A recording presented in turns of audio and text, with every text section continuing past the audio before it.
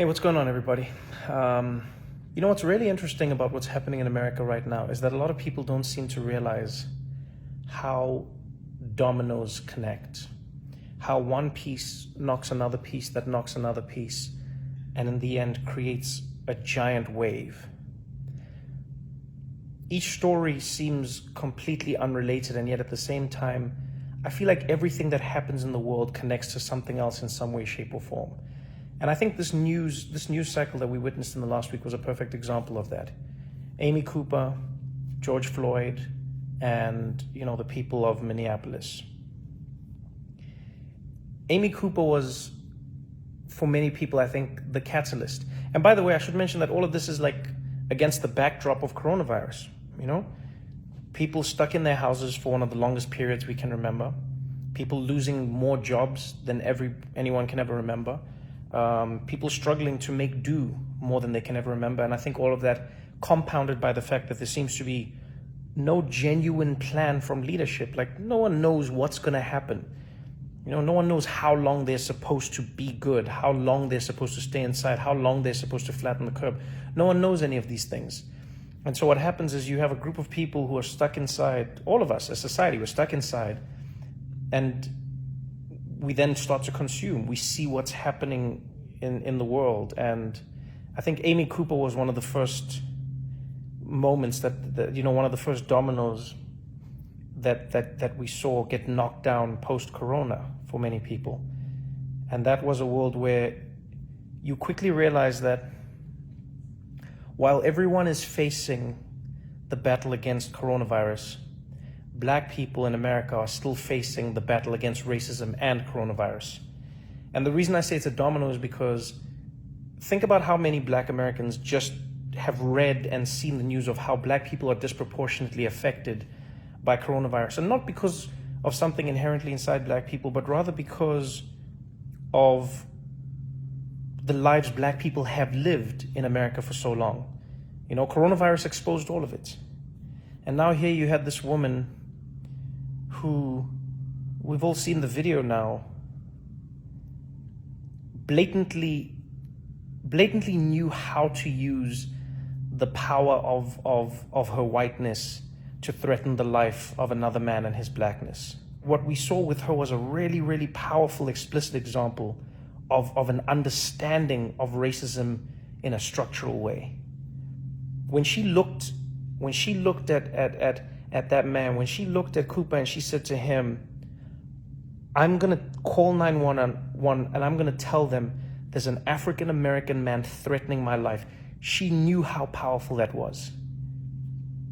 And that in itself is telling. It tells you how she perceives the police. It tells you how she perceives her perception or her relationship with the police as a white woman. It shows you how she perceives a Black man's relationship with the police and the police's relationship with him. It was powerful. Because so many people act like they don't know what Black Americans are talking about when they say it, and yet Amy Cooper had a distinct understanding. She was like, "Oh, I know that you're afraid of interacting with the police because there is a presumption of your guilt because of your Blackness.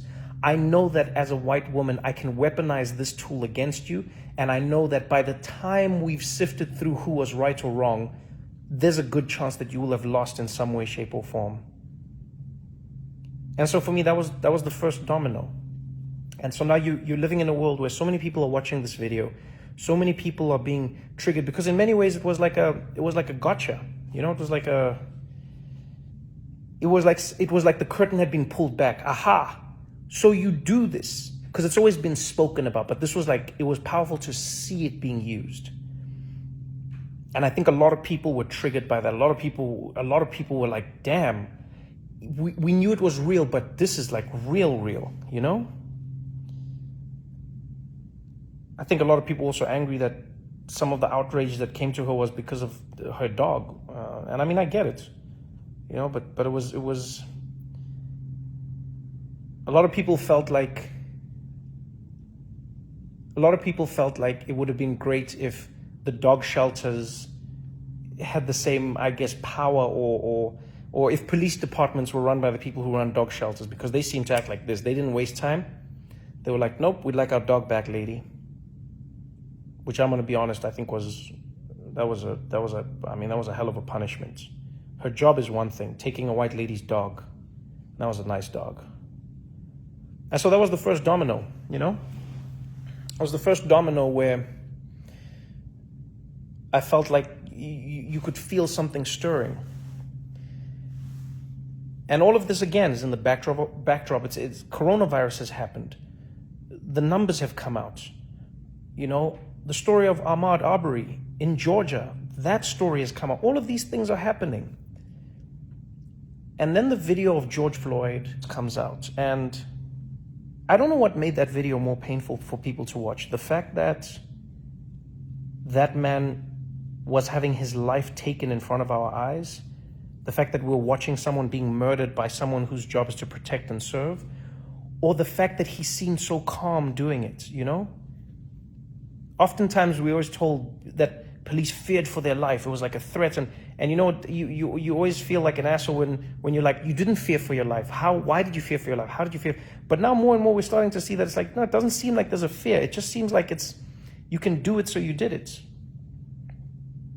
There was a black man on the ground in handcuffs, and you could take his life, so you did.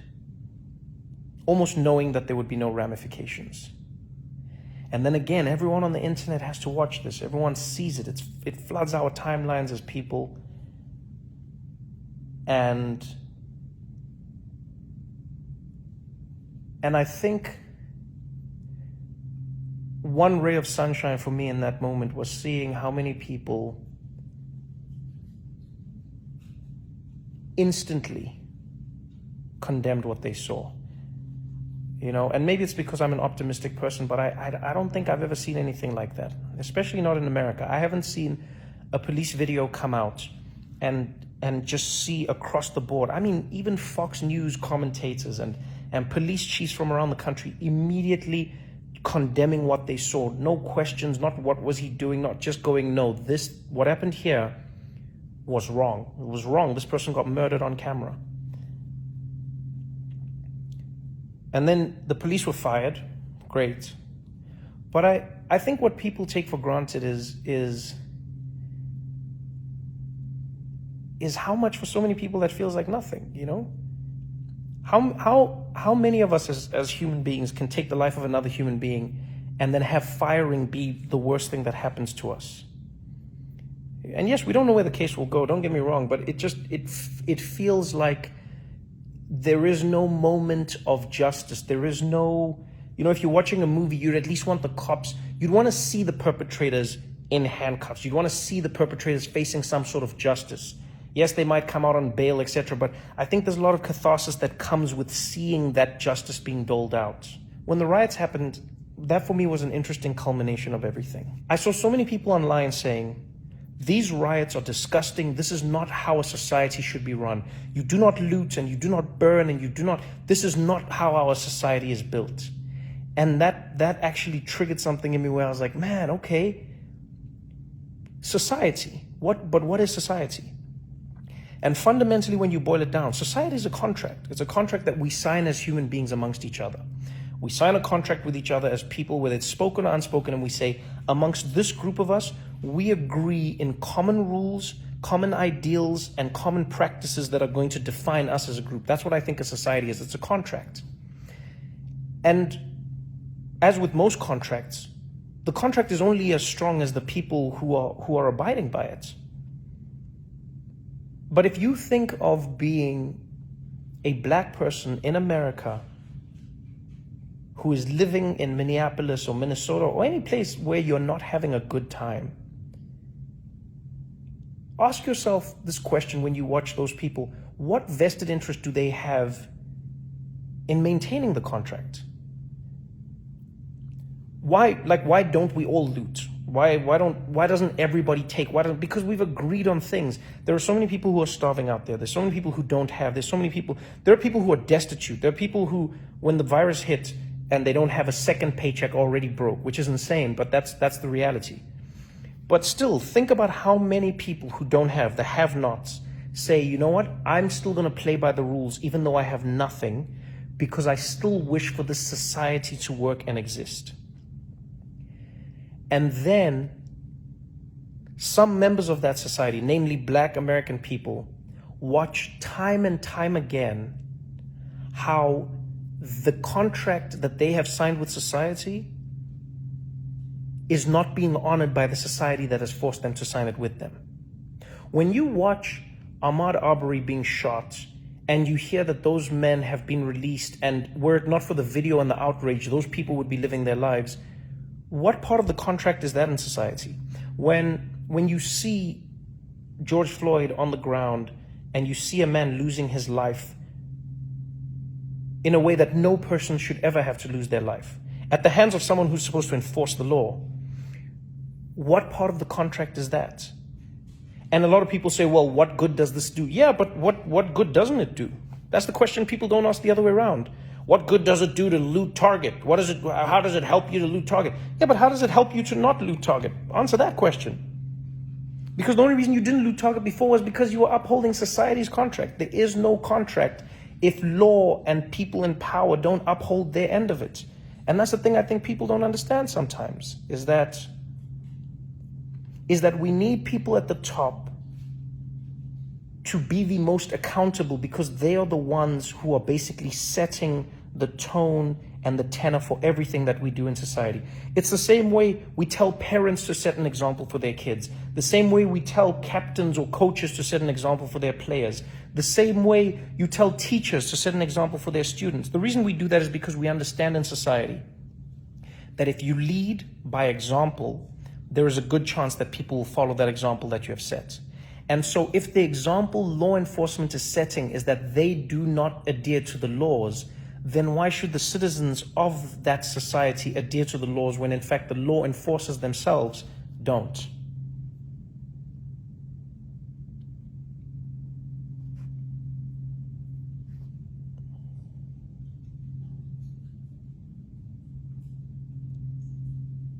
There's a really fantastic chapter in Malcolm Gladwell's book, David and Goliath, where he talks about the principles.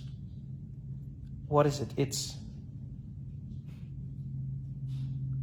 He talks about the principles of legitimacy.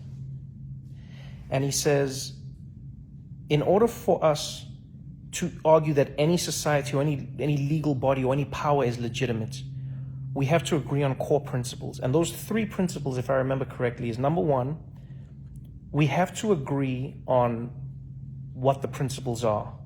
Number two, we have to believe that the people who are enforcing the principles are going to enforce them fairly. And number three, we have to agree that everyone in that society is going to be treated fairly according to those principles. It is safe to say in this 1 week alone, and maybe even from the beginning of coronavirus really blowing out in America, Black Americans have seen their principles completely delegitimized. Because if you're a Black person in America right now and you're watching this, if you're a Black American person specifically and you're watching this, what principles are you seeing? I think sometimes the thing we need to remember, and it's something I haven't remembered my whole life.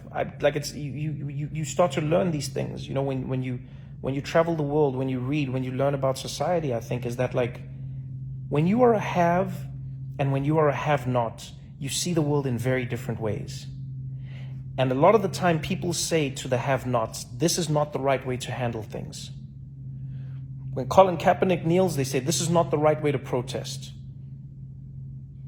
When Martin Luther King had children as part of his protests in Birmingham, Alabama, people said having children as your protest is not the right way to do things. When he marched in Selma, people said this is not the right way to do things.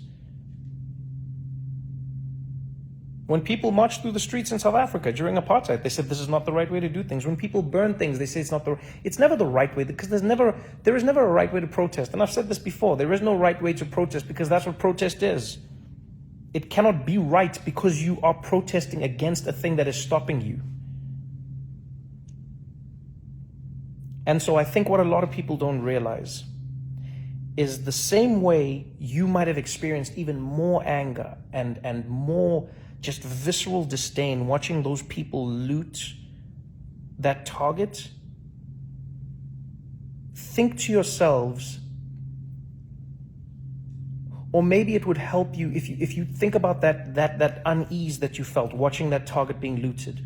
Try to imagine how it must feel for Black Americans when they watch themselves being looted every single day.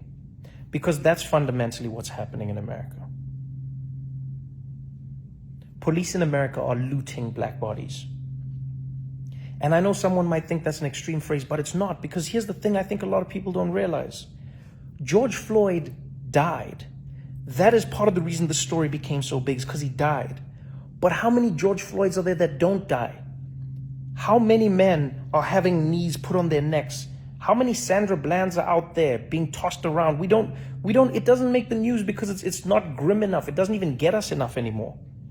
It's only the deaths, the gruesome deaths that stick out. But imagine to yourself, if you grew up in a community where every day someone had their knee on your neck, where every day somebody was out there oppressing you every single day.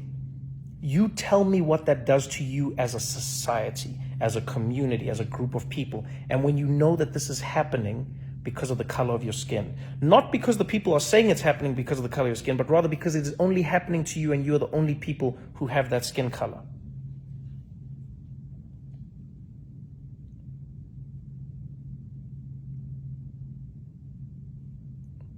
And I know there's people who say, yeah, but well, how come black people don't care when Black people kill? But man, that's one of the dumbest arguments ever. Of course they care. If you've ever been to a hood anywhere, not just in America, but anywhere in the world, you'd know how much Black people care about that.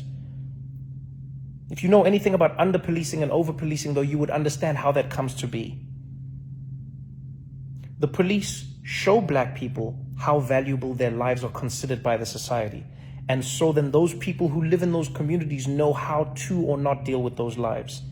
Because best believe, if you kill a white person, especially in America, there is a whole lot more justice than is coming your way than if you killed some Black body in a Black neighborhood somewhere.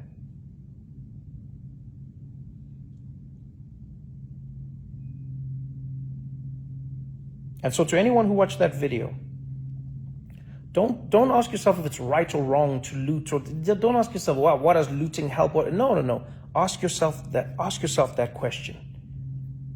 Ask yourself why it got you that much more watching these people loot, because they were destroying the contract that you thought they had signed with your society. And now think to yourself, imagine if you were them watching that contract being ripped up every single day. Ask yourself how you'd feel.